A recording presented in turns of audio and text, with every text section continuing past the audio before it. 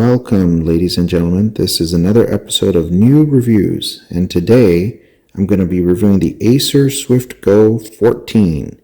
Now, this is the smaller brother of the Acer Swift Go 16 that I've also reviewed.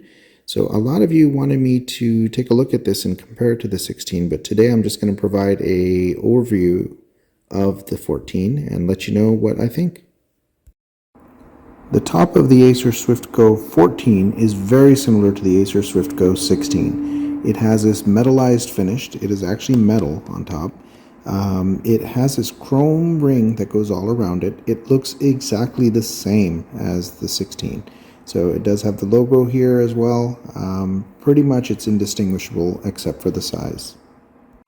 The left side of the laptop is once again the same. It's two USB-C ports, one of which is the dedicated charging as well, an HDMI, and then a Gen 3 USB. And then in addition, if you note here, the screen does move down below, so it does raise the deck, just like it does on the Acer Swift Go 16. On the right side, you're going to find those annoying LED lights.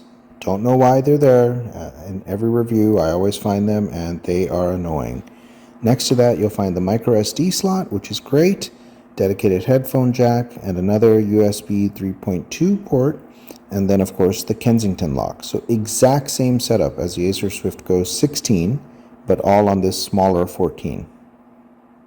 The bottom of the laptop is also very similar to the larger brother.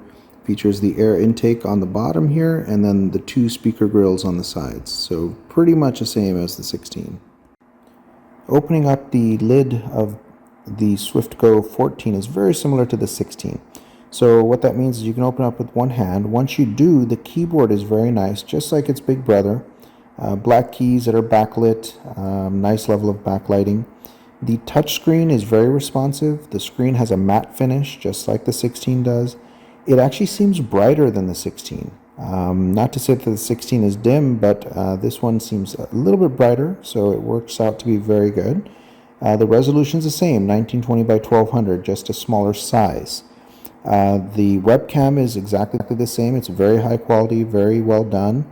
The same AI effects are present as well, so overall this is very nice. The one difference that I've noticed is that the touchpad does have this nice lighting effect on the bottom that says Swift.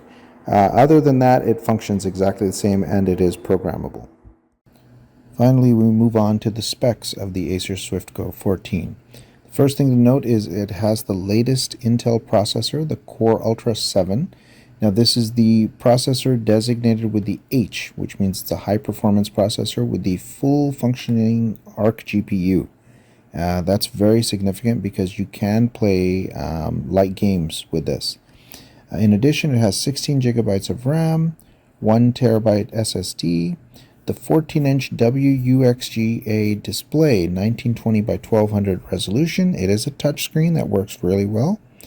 The weight of this is about 2.5 pounds. Actually, I take that back. 2.5 to 2.9 pounds. This one is more on the 2.9 pound side of it. So how does this compare to the Acer Swift Go 16?